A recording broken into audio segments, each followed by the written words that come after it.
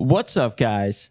This is Every Inch Counts podcast. I'm your host, Josh, Bogs Life Boger. We got a special episode for you today, but before we start, I got to shout out Davern's Tavern and Lounge for hosting this episode today.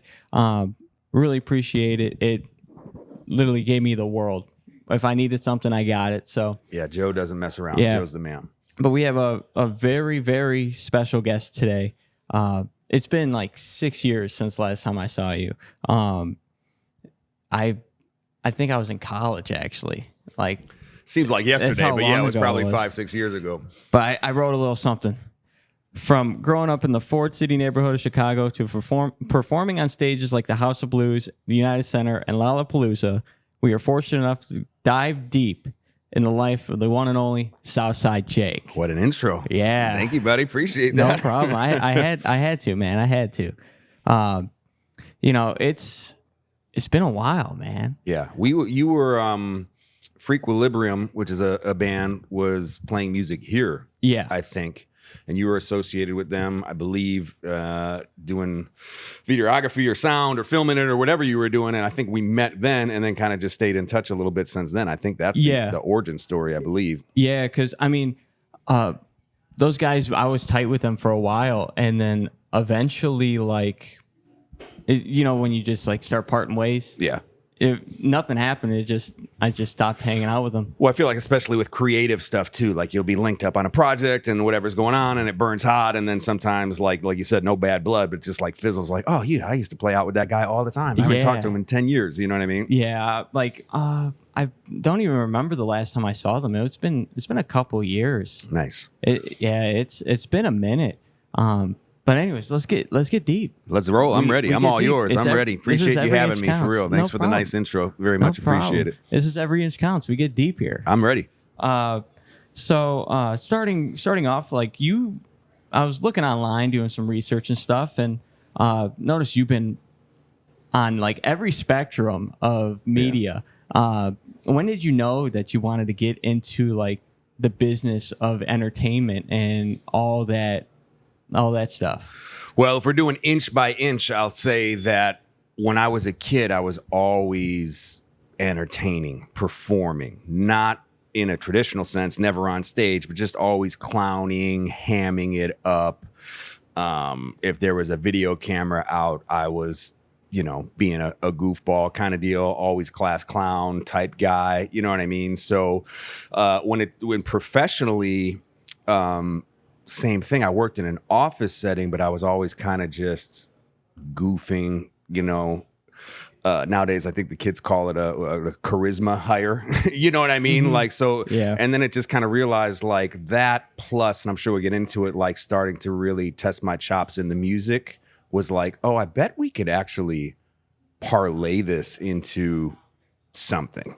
So it kind of just went from class clown dude to how do we turn that into actionable steps. I got you, because you've been through you've worked some, I wouldn't say odd jobs, but like compared to like everything you've done, it's like one parameter to the next parameter. Like You started with the Chicago Blackhawks. Yeah, I put in 13 years or 14 with the Chicago Blackhawks. On the business side, so like selling tickets and things like that, sponsorships. But it's funny because that parlay, well, first of all, that was an amazing run. Like that was I started there right before the first Stanley Cup. So got to do the 3 Stanley Cup runs. And the Hawks, such a great organization, they treat everybody the same. So I got 3 Stanley Cup rings and got to be in the parades and like the whole gambit, right? So nothing but love for the Blackhawks. But while doing that, that was suit and tie, a little bit more corporate structure. So it was amazing and it was a blessing. But I knew like inside of me, I was like, man, I'm not really a suit and tie guy. Like I have to graduate from that. So after the Blackhawks, I went to work for a company called Cameo. Cameo is where you can get a shout out from like a celebrity on video. Mm-hmm. So you can get, whatever, Jim McMahon to be like, hey, Josh, heard you're doing good on the podcast. Happy birthday or whatever. So I left the Blackhawks to go to Cameo to recruit the celebrities and talent there.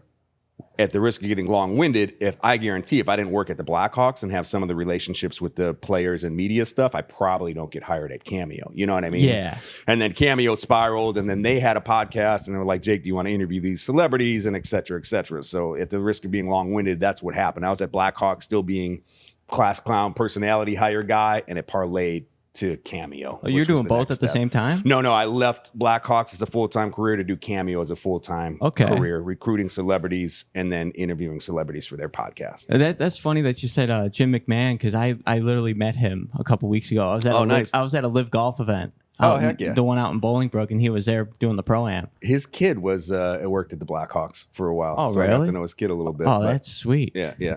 You were there for literally the best time. It was crazy. I got there in 2007, not to give away my age. And at that time, they were ranked, I forget if it was Sports Illustrated or Forbes, the worst franchise in sports. We weren't on TV. We lost 1 million games the year before. There was no Kane yet, no Tays. It was horrible. And then end of 2007, 2008, we put, I think the last 12 home games were on TV, which sounds simple in 2024, but was never a thing. The next year, we go to the Western Conference Finals, Winter Classic. That's like Red Wings, all that. And then the next year, they win the Stanley Cup. Yeah. So, and then it was just on. So it went from like the worst to the best in a matter of a year and a half. It was a wild ride. Yeah, that had to be insane. I'm thinking, I'm going back to that time where I remember all of them, and I wasn't really a big hockey fan. So like, those were pretty much like the only memories when I was younger of the Blackhawks. Yeah. And hopefully, you said that they were losing a whole bunch of games. Hopefully my White Sox could, do the same thing. Dude, them White Sox putting up one of the worst record in modern era baseball history, I believe it was. I know people that have been season ticket holders for decades. Yeah. No, they're not doing it. Yeah. That's how bad it was. Well, season tickets are always tough, too, because it's like, the old adage is, well, why would I buy a whole season when I can just get them whenever the heck I want? Yeah. That's what we always battled at the Blackhawks. And then if the demand gets high and the team gets good, it's like, well, that's why you bought them. It's like a stock. You buy low and hold them, when it's hot. But I digress. That's a whole nother topic. But did you end up getting a day with the cup then, too? Or did you just get I backed my way into a day with the cup. So I did not get a day with the cup.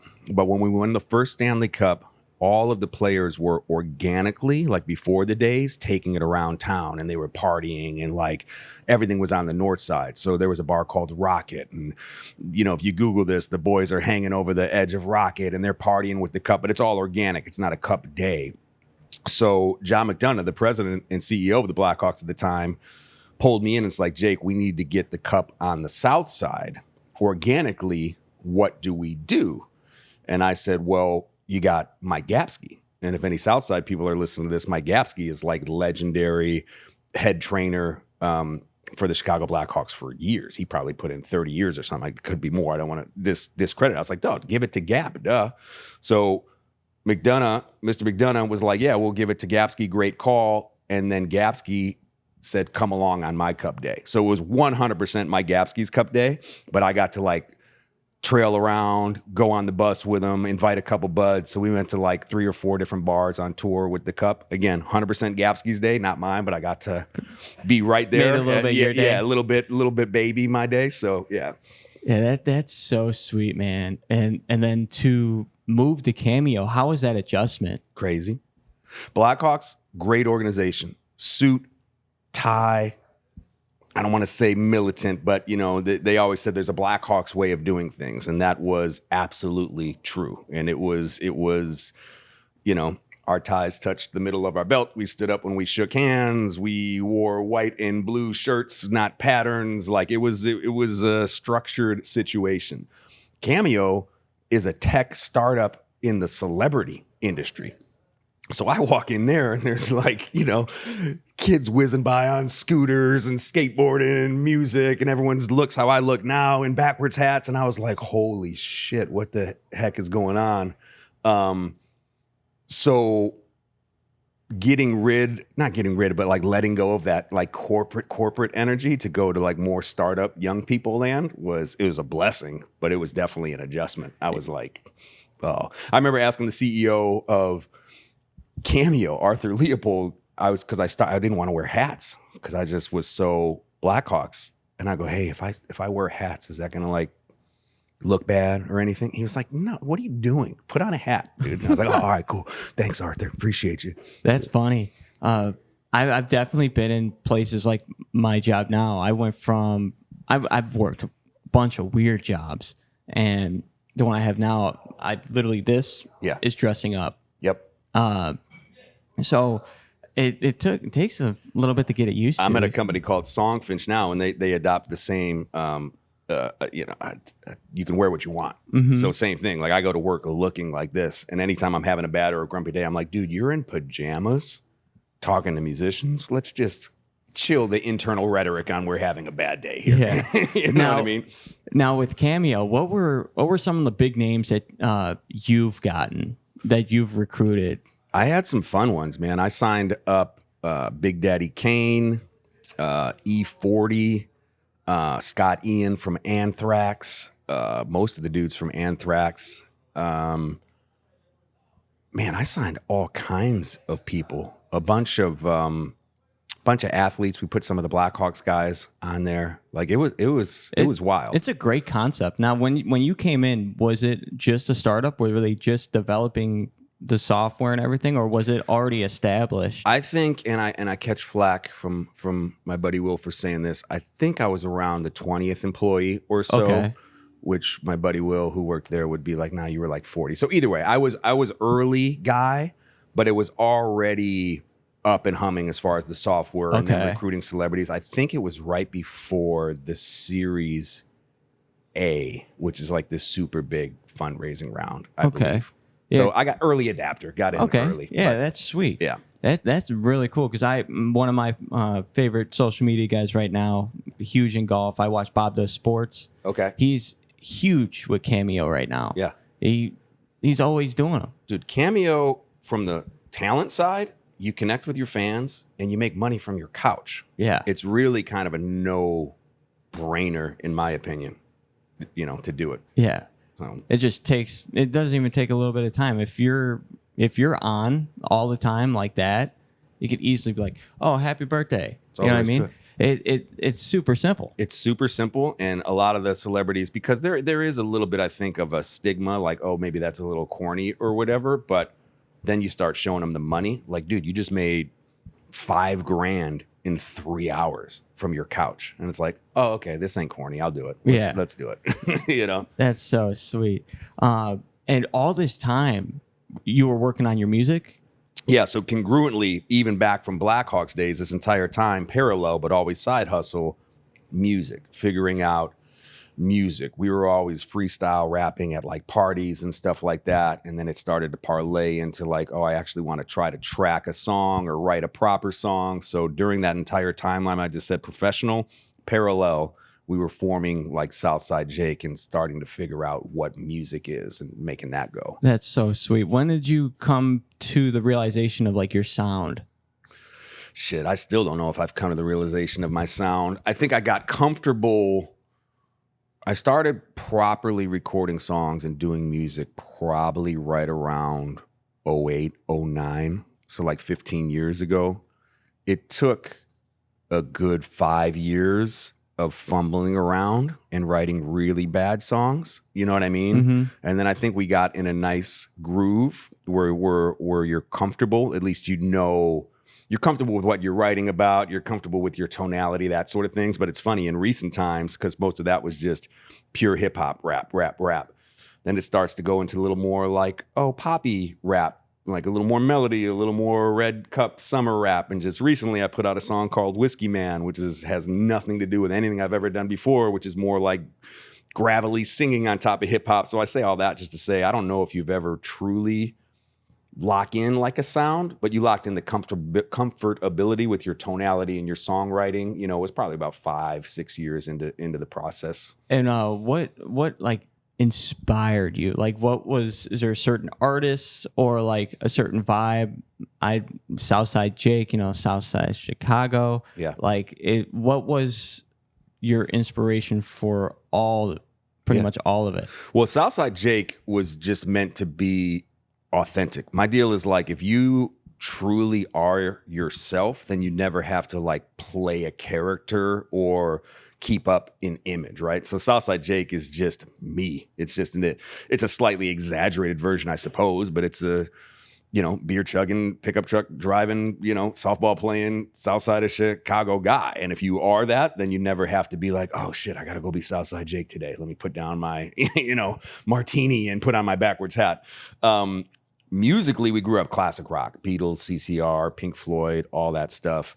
And then in high school, it was like Jay-Z, Nas, that was like right during their big beef and all that stuff. So a lot of that New York hip hop, but Southern stuff too, Outkast. It was just a mesh, dude. I grew up in like a hodgepodge. I loved the Beatles and Pantera and Killer Mike. You know what I mean? Yeah. So that's where I'm at. I'm the same way with music. I literally just recently I finally got into country music. Country too. Love me some country. Like all spectrums of music almost seem like they're almost all blending together now. Yeah.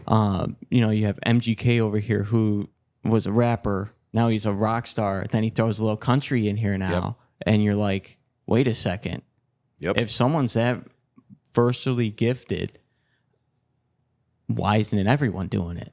I think music is meant to elicit emotion, right? So the medium of how you get there, the medium being the genre, I'm not overly concerned about the vehicle. I feel like 15, 20 years ago, if MGK went from rapper to rocker to country song guy, it'd be like, oh, stay in your lane. And I know we get some of that now still, but it'd be like, stay in your lane, a lot of hate, even as a fan. Like you couldn't be like, oh, I like Pantera and Hank Williams Jr.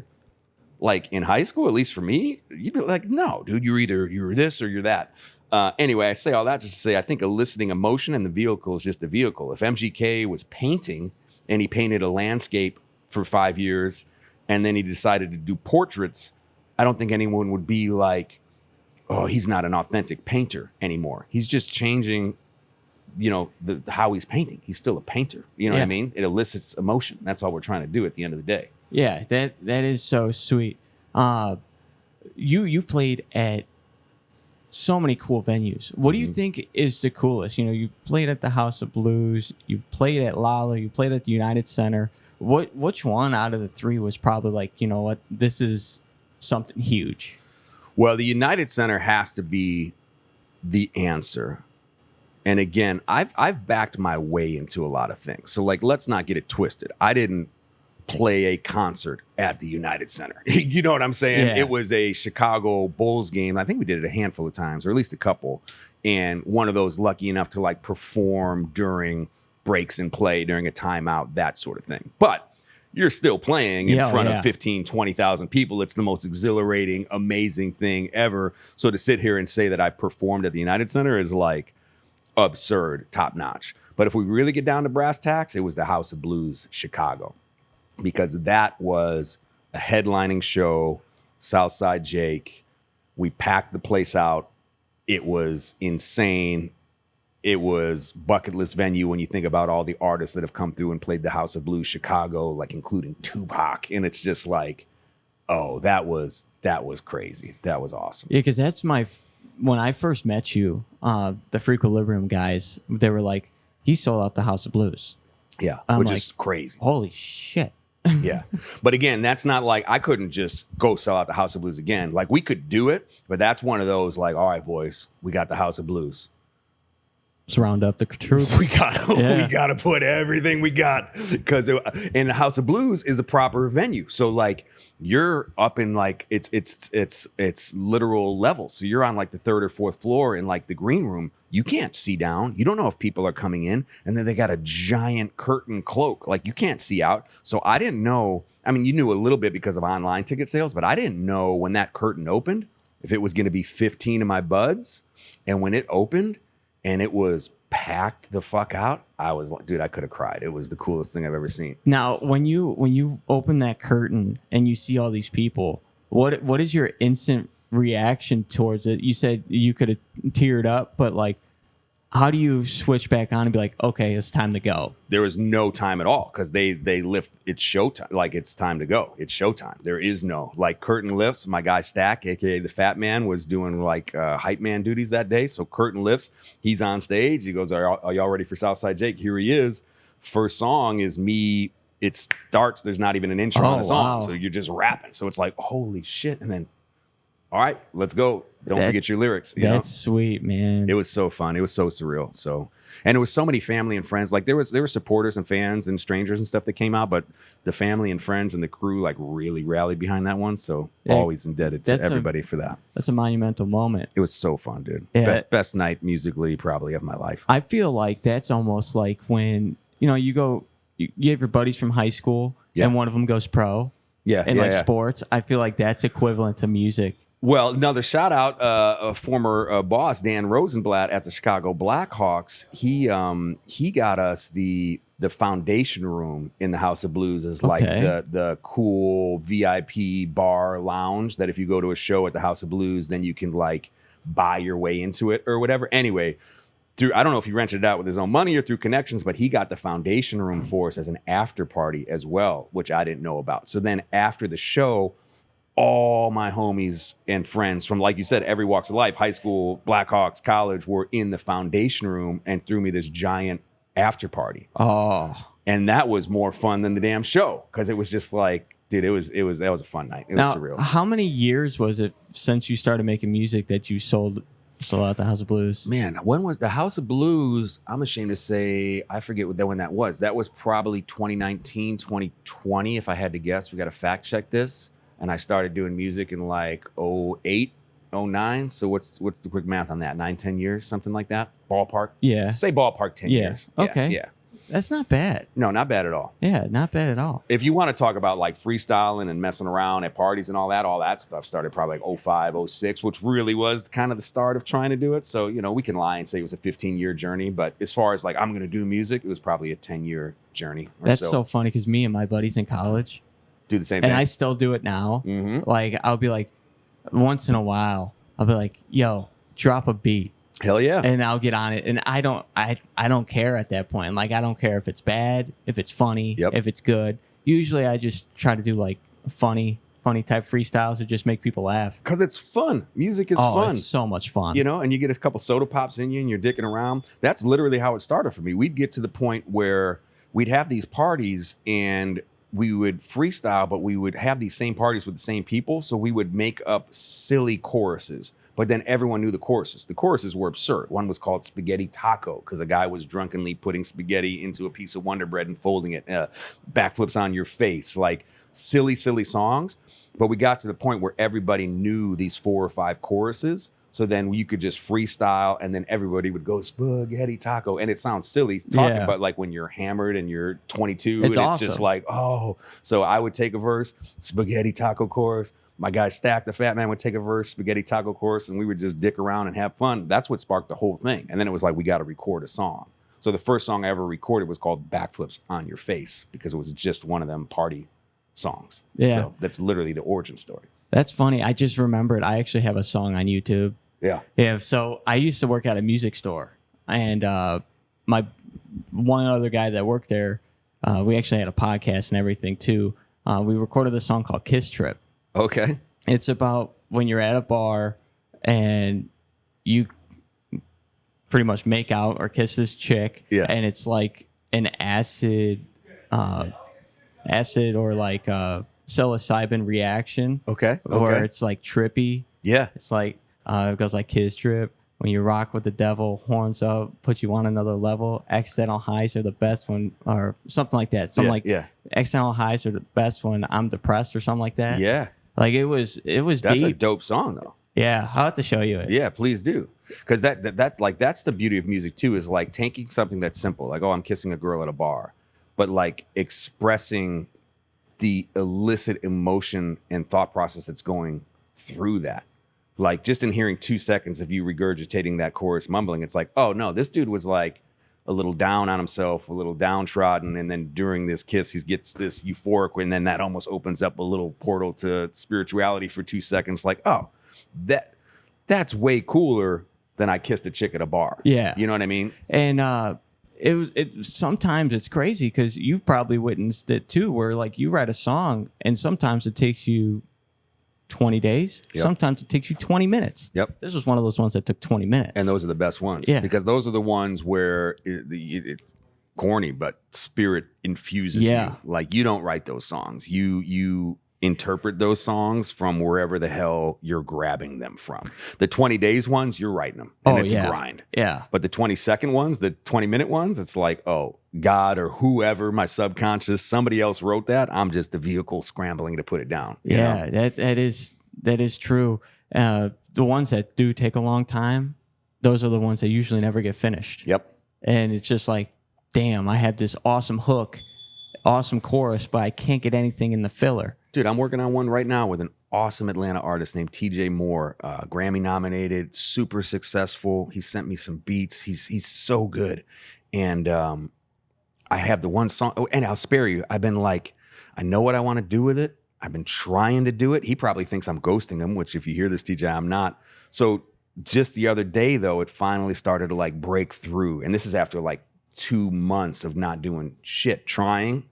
And I finally, it finally broke through. And then when it broke through, I was like, oh, yeah. And, okay. And then this. And then we're going to do that. You know what I mean? But it takes a while. If you, when you got to just sit down and say, I'm writing this TJ Moore song, that's what separates, in my opinion, the pros, like the Nashville songwriters that have a publishing deal and write 10 songs a day versus the Joes that are just like, oh, I just write it when it comes to me. You know what I mean? And when you were going through all this music stuff and you're still going through it, did you have like a gradual growth, or was there like one song that was just like that kind of like popped? No, super gradual growth. Okay, I like that. I feel like that's the best way to do it. 100%. And then even now, it's like sometimes it's 2 steps forward, 1 step back. Yeah. Like you're at the point where like, oh, we sold out the House of Blues, we can do it again. And then your next show might be like 20 people. You know what I mean? But then you get the call and it's like, oh shit, TJ Moore, Grammy nominated dude wants to write a song. So like, you know, you get these incremental wins and then you get these incremental, not that they're setbacks, but just like maybe not as successful as you thought. You know what I mean? That's what anything now, especially with social media too. Like you'll post a video, it's got a decent amount of views, but the next one has got like none. Exactly. And then you just, that grind don't stop. Well, literally inch by inch, right? To tie it back in. That's what you do. And if you do something that you truly love, you don't have to concern yourself with all that because you're doing it because you love it. You're doing it for the process, not for the end result. So it's just like, even if there's 20 people in the crowd, I still get to perform. That's awesome. Even if I get 1,000 streams on a song instead of, 150,000, cool. I got to write a song and go through that process. And that's on the internet forever. So some guy might pick that up 20 years from now and be like, dang, you guys ever heard of Southside Jake? You know what I mean? So if you love it, you don't have to worry about the result. Yeah. It literally, like, that's why I made this podcast. I'm like, I had the name Every Inch Counts in my head for years. Yeah. And I didn't know how to put it together yet. And then I'm like, you know what? I just got to start it. I mean, Every Inch Counts is you're inching to where you want to be. Yep. And then how you get into where you want to end up. You 100%. Know what I mean? So like, it's like every week, you just come on the podcast and grind. Do something. Yeah. Do something. Do an interview. Edit a video. Yeah. Just do something inch by inch, And like you said, if you love it, you don't mind like waking up early on a Saturday and linking up. Oh yeah. Yeah. Like, it's early. Yeah, it's early. It's early for a Saturday. It's so funny. Cause like, I love playing video games, Call of Duty, but like I can't sit down and focus unless everything I like was supposed to do got done. Yeah. So like if I like say tomorrow I go play Call of Duty, but I don't edit this before it, I won't be like, I feel like I can't lock in. Yeah. I'm like, oh, something don't feel right. And it's like that almost every day. I'm like, damn, this is really the grind. That's a good thing, though. Yeah. That's a good thing. There's a super corny quote. Well, it's not corny. I shouldn't preface it like that. I forget if it was Will Chamberlain or whoever, but they said being a professional is doing the things you love to do on the days you don't feel like doing them. Yeah. You know what I mean? And it's like, man, I don't want to chop up this video right now. I want to play, video games. And it's like, nah, dude, go chop up the video. Yeah. You got to do it, It's so crazy because I've been doing social media for years. Mm-hmm. Like ever since I've been able to pick up a camera, I've been going. Yep. And you know, there's been times in my life where I'm like, okay, I'm taking a break, and I'll take like years break, and I'm like, you know what, I gotta stop doing that Yeah. and just start going. Well, if you never stop, like that's why. Here's another lame quote for you. They say a smart man learns from his mistakes. A wise man learns from others' mistakes. I always was like, I've seen so many artists start, stop, then get the kick in the ass and be like, oh shit, I want to go again. I wish I never stopped. So Yeah. I learned that early on, and I said, you're never, ever, ever gonna stop. You can maybe come off the accelerator a little bit where you're not going 100 miles an hour, you're going 40, but you're gonna put out music consistently this whole time. You are not gonna stop for 4 years and then look up and be like, fuck, that was a thing. So knock on wood, I'm not gonna stop, and I haven't yet. There's been varying speeds, but I've never, ever, ever once stopped pushing Southside Jake in the music. And then how do you balance, you know, your career, your music, and another thing we'll get into in a little bit. How do you manage all that and still have like a social life and still be able to go out and have fun and do all that stuff? Well, the good news is I hate going out and having fun. I say that tongue in cheek, but I'm not really. I'm a pub guy. Like I like to go to the tavern, see some live music. You know, go play some softball or some basketball or whatever. But I'm not really like a huge like fill my social calendar. I'm a little bit more of a homebody, believe it or not. Yeah. You know what I mean? So, and I don't have a family yet. I don't have kids or anything like that either, too. So it's just like, you know, if you get home on a Wednesday night, you don't really want to go out or do anything. It's like, all right, well, let's track this. Let's write this song or whatever. And again, I also think it goes back to loving it. I love it so much that I'm going to do it regardless. Like even if my social calendar was full, like, no, we're going to find time. Like, all right, no, let's wake up early. Let's do, you know, let's sneak into podcasts. Let's do this. And then we can go handle our social obligations after the fact. And then I'm lucky enough too, where I've parlayed. I get to say when I'm sounding cocky that I'm full-time music, but that's 100% because of working for this company called Songfinch. So I have a full-time day job that is surrounded by music as well. So just, it's not like I'm selling insurance and then have to try to switch to creative mode when I get home. You know what I mean? I'm around creativity all day. So it's pretty easy to be like, all right, when I get home, like, let's track. That's how I am too. Because with my job, social media producer, literally, I come home, do the same thing. It's like, it's just nothing. Your passion project versus your, full-time day job project. Yeah, but when they're similar, it's easy. Yeah, you know? it's really fun. You ended up signing with some some voiceover agency? Yeah, I'm doing a lot of voiceover work as well too. You're the voice of Maker's Mark? Yes, sir. Yes, sir. Yeah, I've done Maker's Mark, Tervis Cups. I did a bunch of Coors Light stuff. I don't know if that ever saw the light of day. I'm doing a lot of voiceover work. That's awesome. What's the process of that? Dude, I wanted to, again, this goes back to Blackhawks days. So I'm doing Blackhawks, I'm doing music on the side, and I'm just like, I know I can live off my creativity. Like, that's the goal. I know I can. And everyone said, you've got a good sounding voice or whatever, which sounds weird to say, but I was like, when you remove the humbleness and you're like, no, I know that I do. You got a good radio voice. Yeah, like I know I can do this. Like, and you're watching your peers do it who are the best ever, but you're watching Eddie Olczyk or these other guys, and those are legends. I'm not saying I'm them, but there's something in you like, I think I can do that. I can participate in that. Maybe not at their level, but I know I can do this. So long story short, basketball has always been a big part of my life, and I was playing in a basketball like consistent pickup game, a noon ball thing, and one of the players was this dude Ross Dynam, who is a hotshot voiceover guy. Like, he's done everything you've ever heard. And I said, dude, can I buy you lunch or pick your brain? So anyway, we had lunch, and he said, listen, I think you're good too, but everyone approaches me. Like, I have this lunch all the time. Everyone wants to be a voiceover actor. He goes, it's not going to happen. He didn't say it mean. It was just like, I just want to prepare you that this is not going to work, but here's what you do. Make a demo, blah, blah, blah. So I made a demo. He helped me tweak it. He said, I'll give it to my agent. But he said, again, this is not going to work, just so you know. And I said, yes, sir. I just appreciate the opportunity. Long story short, the agent, NV Talent, they said, let's sign you on a 3-month deal.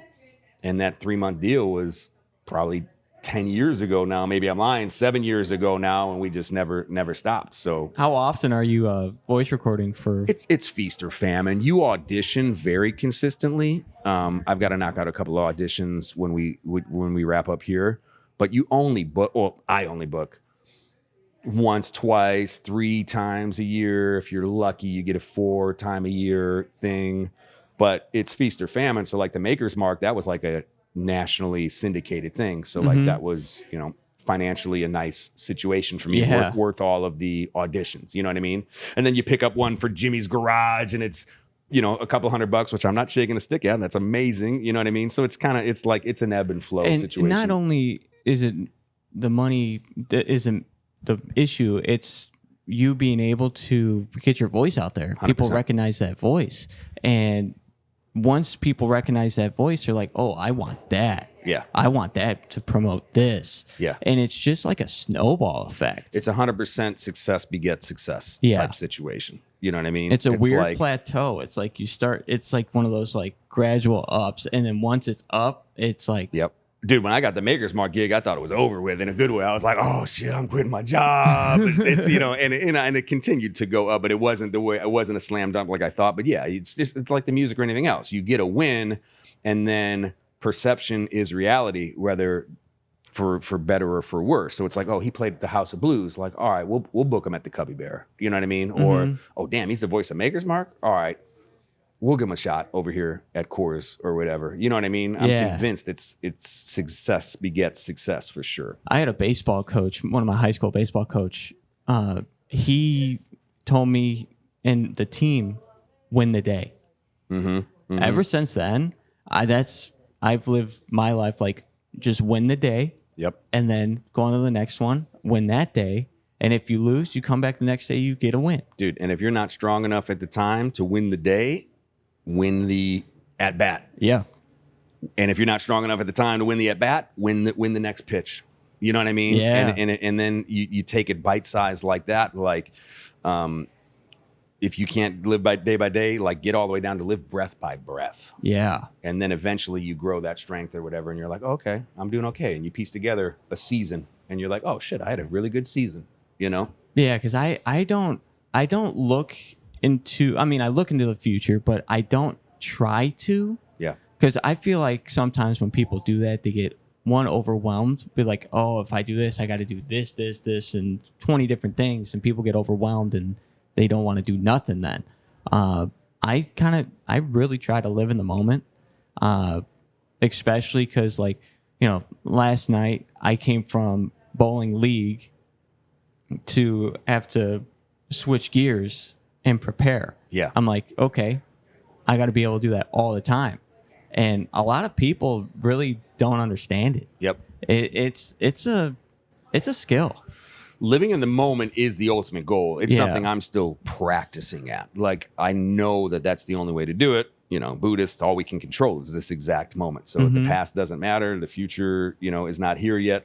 But getting your brain to cooperate, that's the difficult part. Like even riding in today, I was excited. It was great. I got caught by a train. Literally no big deal. I know you're chill, but like my whole thing is like be on time. And I'm like, fuck, now I'm about to be 5 minutes late. Again, who cares? Josh is going to care, but it's not. So then not spiraling, but then I start going on about that. And then I'm like, all right, well, should I go Facebook Live on this thing? And then it's like, dude, just woosah. Get back to center. You're driving. It's all good. Like, just go do it. The rest will work itself out. The future will happen when the future happens. You know what I mean? Yeah. It's a very fine line. You could get caught off the rails a lot when you're not focused on it, and it really could spiral. 100%.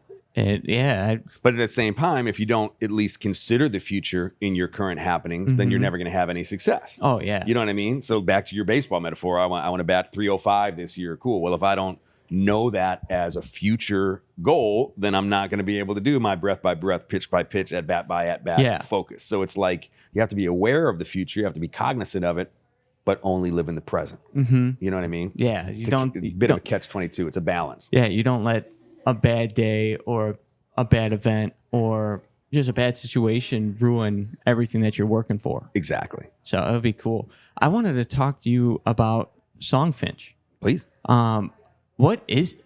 Songfinch is the coolest company in the world. Songfinch allows you to take an everyday person, not a musician, your personal stories, memories, what have you, and have a professional songwriter craft a song for you. Oh, really? So if you wanted a song for your girl, for say, you could be like, all right, I want a country music song from a male singer.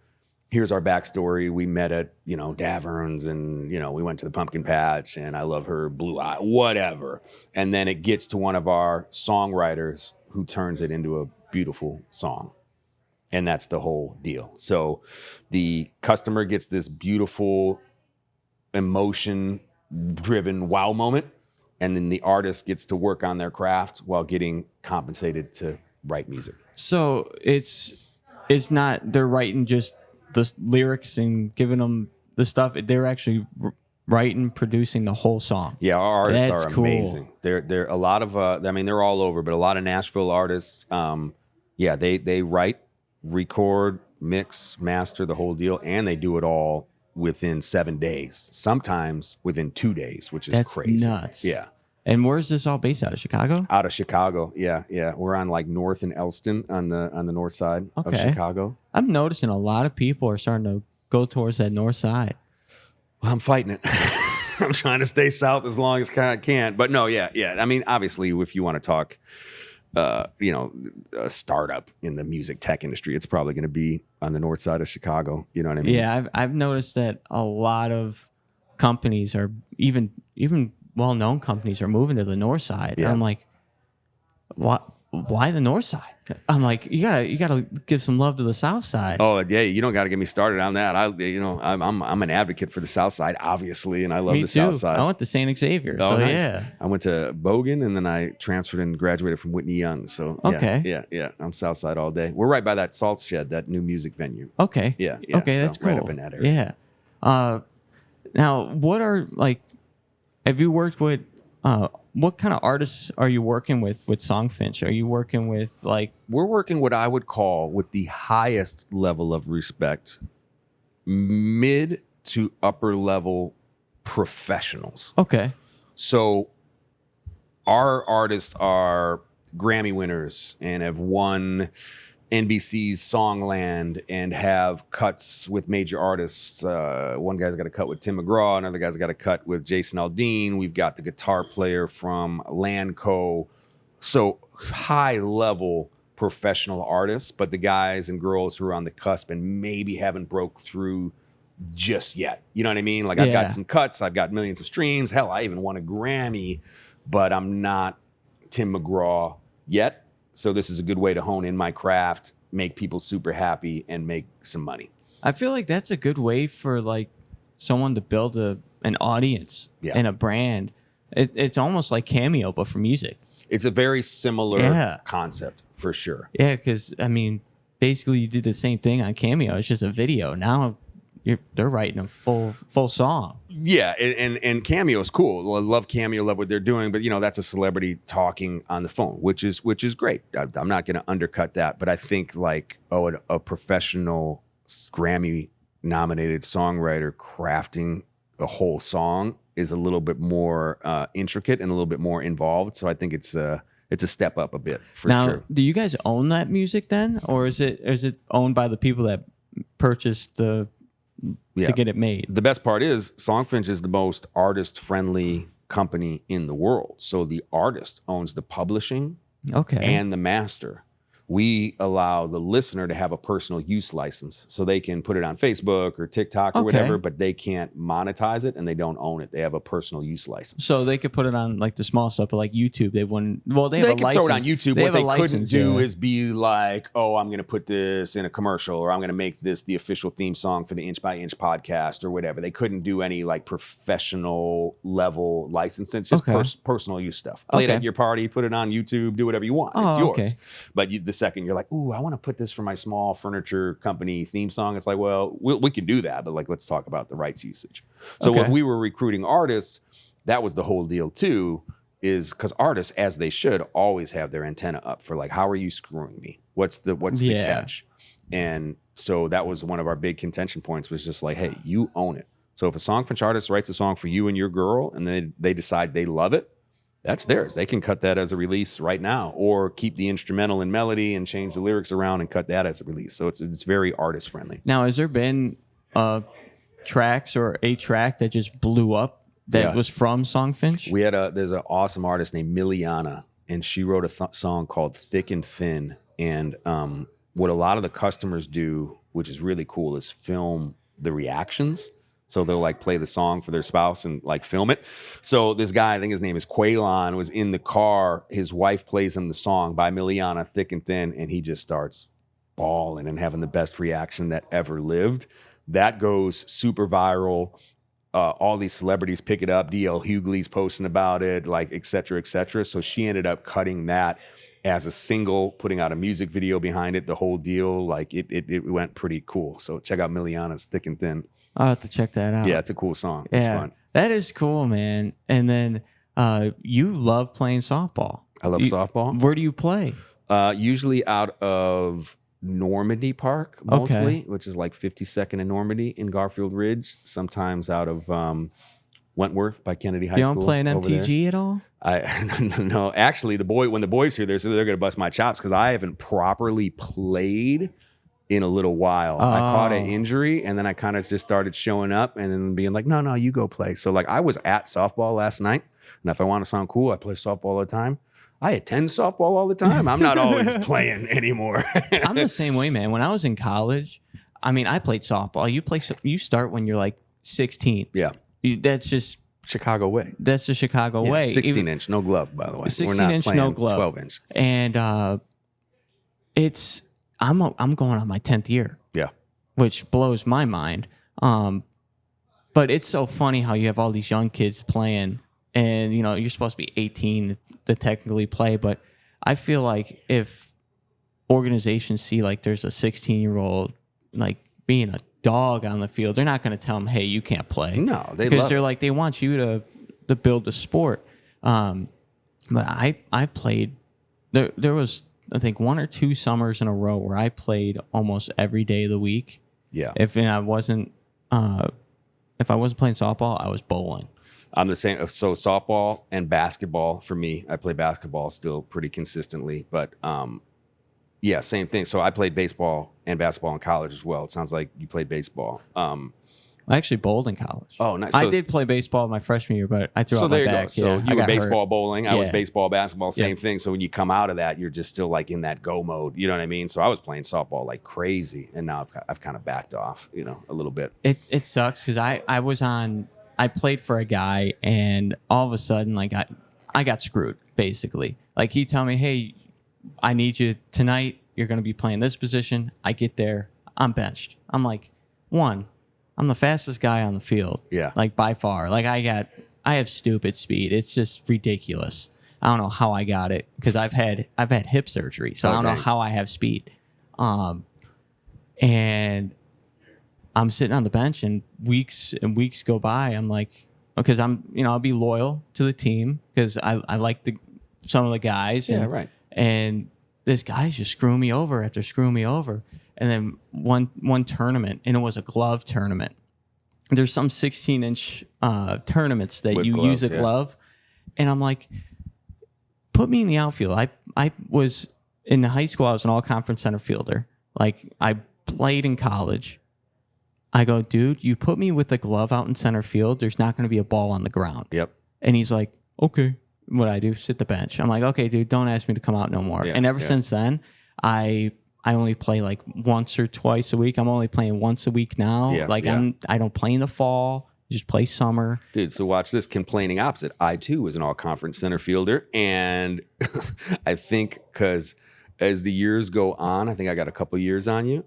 So playing softball, I'm in the outfield. I'm zipping around, but then I'm pinch running for everybody. Yeah. And then I'm watching my boys like saunter out to third with a beer, and I'm like sweating. And then I caught a couple little just nagging injuries, nothing big. And I was like, dude, I'm tired of running ragged out there. I go, let me start playing some infield, start sitting the bench. I'm tired of sprinting. So according to the guy family friend of mine, he's like my uncle. He runs the team I play for on my Sunday league in the summers. So according to him, I have 4 more years left in the outfield. Oh, okay. Because you got to be 30 to touch the infield on a team. Dude, I don't want to give away my age, but I've got about 10 years on you, and I'm over the outfield. But, if you're still relatively, young and fast and capable to do it, it's just like you got to do it. Who else is going to do it? But I was like, I'm so tired of the outfield. Dude, I can move, but, it's getting to the point where, I'm hurting. That's what I'm saying, sir. That's why I'm kind of kicking it a little bit now. If the guys hear this, yeah. Because I want to walk out to second base. I call it playing on dirt. I play on dirt now. I don't want to play on grass. Dude, we dominated the MTG I play on B dirt. League. So forgive me, MTG, what is that? Mount Greenwood. Oh, Mount Greenwood, duh. Yeah. When you said it the first time, I just glossed over to sound cool. Yeah, so Mount Greenwood League. They have the A League and B League. Yeah. Dude, right across from, they just sold it, but right across from the Lawlers on 111th. That little park right there. Mm-hmm. Yeah, exactly. Which you shot a music video at, which it's my favorite music video. Yeah, shout out to Lawlers. Those are the guys. We dominated that league so bad. We went undefeated, and I think we played maybe 4 or 5 games fully. Yeah. We just destroyed everyone. It wasn't even fun. Dude, some of those teams, some of those players, you catch those major guys or there's those A-League guys, whatever you call it, people dedicate their lives to this. Speaking of the Lawlers, Denny Lawler, Shane Lawler, I forget the name of their team, but those guys they got 10 years on me. They go out and play 7 times a week, not spreading their business. They'll drink like a fish, still get up for the 9 o'clock game the next day, and then go out and win all these major tournaments and win Papa Hops and do whatever. I'm like, dog, I don't even want to show up for the co-ed Normandy Park League and complain about playing outfield. Dude, some of these guys are dogs. That's called Chicago grit. Yeah, that's Chicago grit. That's Chicago grit. Yeah. It's so funny though, because 16-inch is literally just a Southside or Chicago thing. Yeah. And I mean, now it's starting to grow. There's a little bit going on in Iowa. I think there's a tournament in Nevada. Yeah. But it's crazy how that sport just didn't resonate with the rest of the nation. Yep. Because, I mean, even Barstool now, they, for example, they had their Camp Barstool this past summer. They played 16-inch. You have to. Yeah, Chicago is 16-inch. I mean, I'll probably butcher the story. We all know, so I'll gloss over it, but I believe it started with the stockyards and just taking whatever leftover hides and rags and rolling up into a ball and, on break, throwing the ball around. I believe that's the origin of 16-inch softball. It's almost there was no gloves. There was no nothing. You know what I mean? Yeah, it's almost like rolling up a huge thing of tape and start throwing it around. Basically, you know what I mean? And now, like you said, there's a grit, there's a mentality. It'd be like, playing 12 inches. And again, no disrespect. This is just really getting in our Chicago bag now. Playing 12 inches like putting ketchup on a hot dog. You know what I mean? It's fun. You're not allowed to do it. We play 16-inch mustard on the hot dogs. That's all there is to it. 12-inch is fun. I've played 12-inch. It's fun. I have 2, and I like playing outfield because I like the glove. 12-inch send me straight to the outfield, dude. I'm not trying to stand at third base while some steroided up local pipe fitter hits a metal bat 12-inch. No. I'll be in the parking lot. Yeah. Behind the warning track. I've only played I've only played a few 12-inch games, but I like the glove, man, because from baseball, I like having the glove on me. And those 12-inch guys, to reel it back in, that's the same way. It's like you'll see on social media or whatever. There's some dudes that dedicate their lives to that, and the amount of talent and all that it takes. And I'm seeing now too 12-inch fast pitch, which I always thought was only female sport. No, it's a male sport, too. I didn't realize I was so in my Chicago shell that no, that's a male sport too. So that's wild to watch. Yeah, it's fun, man. And I just lost my train of thought. Wow, that sucks. Softball. We did about a 30-minute softball rant there. It's all good. It's all good. We went through all my cards, so I was just riffing. Yeah, softball. It is fun, man. I really truly like that vibe. Especially at Mount Greenwood. Yeah, I feel like there's not a park, what I've experienced, there's not a park like Mount Greenwood where there's 10 fields and then 2 leagues, because they have the I think it's the Brother Rice League or the Church League that's in the fields that are, how there's that fenced off area, and there's either 2 or 4 fields, and they're playing there. Yep. We got the big league, and there's 2 divisions in that league. Everyone's having a good time, and then you pull up around 3 o'clock. The women play after the guys. Yep. And it's just Sundays are meant to be outside. I love the community of it. I love the camaraderie of Yeah. it. That's why I still always go to softball, and I'll play a little bit, but I always go, like, you go to especially like these tournaments, you go to a Papa Hops or like a Why Me as a spectator or whatever. And it's just like, oh, the sense of community, camaraderie. Everyone's there, everyone's around.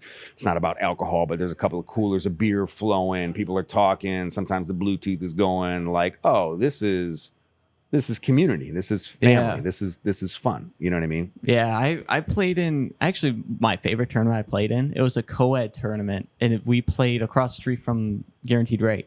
Oh, yeah. What is the name of that little park? Yeah, exactly. Right in between Yeah. Guaranteed Rate and I'm going to call it Jimbo's, which is not what it's called anymore. Cork and Carry. That Yeah. little park in between. Yeah. That was so much fun because I'm playing the outfield, and I'm looking from left field. I'm like, that's the cell, man. Yeah. Well, I still call it the cell. It's always probably going to be the cell to me. The Cell, Comiskey. Comiskey. Definitely not Guaranteed Rate. Oh, no. Yeah. They need to do something because, one, their logo is negative. The Guaranteed Rate logo is a downward arrow. Red arrow. That little rough. That could have been the start. A little rough. Maybe that's why they're the worst such team a in the shame, man. history of the game. Do you know what I think it was? I think it stems back from when their original trainer left. That's an interesting take. Because I think he had the record of the amount of days where there were no injuries. Interesting. I didn't know that. And then the new guy came in. The other guy, I think, retired, or they let him go, or whatever.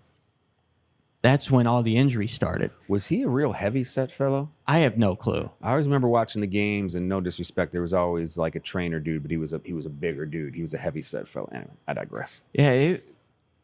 Ever since then, we had the talent. We definitely had the talent. Wasn't it just like 2 years ago where everyone was like, oh, we're a piece or two away from being a true contender or whatever? That was like last year or the year before, wasn't it? On paper, they had one of the best lineups. Like, you go play MLB The Show, the White Sox were one of the best teams to play. Yeah, that's wild. Well, that's why you got to play them, I suppose, right? You know what I mean? It's that the paper doesn't do it. You got to go play ball. Yeah, it sucked because all the guys are pretty much gone now, and it's tough. It was nice to see, because I'm a Texas Rangers fan. I've always been a Texas Rangers fan. It was nice seeing them win last year. Yeah. That was cool. Yeah, that's our penance as Southside Chicago people. We get a lot of cool stuff, but then we gotta deal with our baseball. Got to deal with our baseball, man. And fun fact, too, my aunt was the first female trainer for the Bears. No shit. Yeah, she I don't think she ever went to any of the games, but she went to training camp, did all the preseason stuff. That's amazing. Yeah. That's really cool. I believe their assistant running backs coach is a female, which may or may not be the first female coach in the history of their organization. Yeah, right now, I think too. it is, yeah. So pretty cool. Love that. It is cool. It is sweet. But, man, it has been an episode. Dude, I feel like we've been at it a long time. We've only been at it for 57 minutes. Damn. We covered a lot of stuff. 3 hours. Let's go 3 hours. We could. Well, we'll have to do this again. I had a fun time, dude. 57 minutes went by. It feels like 15. So this was awesome. Yeah. Thanks for having me, for real. Really appreciate it. Dude, thanks for coming on, man. I really appreciate it. I love the concept, inch by inch. I mean, as soon as we chatted on social, like, hey, do you want to do this? It was like, oh, yeah, absolutely. Because like my whole thing has been inch by inch grinding it out. So I love the concept. You know what's even crazier is when I put all this together, every social media platform had Every Inch Counts. So I have, except for TikTok, it's Every Inch Counts podcast. Yep. But every other social media handle, I have Every Inch Counts. Hell yeah. Love it. So I'm like, it's made. It's made. Well, here's another fun fact. I know we're saying goodbye. Southside is spelled in the world. We say the South Side of Chicago. It's 2 words. South Side. It's one word. For Southside Jake, it's 1 word, and I did it purposely for the Google ability and the SEO and the searchability and that sort of thing like that. It's just like, oh, if you really want to make sure you're honing in on Southside Jake and not just some guy named Jake from the South Side when you're Googling, my Southside is 1 word as opposed to 2 words. I digress. The little things. That's sweet. I do want to give another thanks to Davern's Tavern and Lounge. Like I said, they do amazing work here. They hooked us up really well here.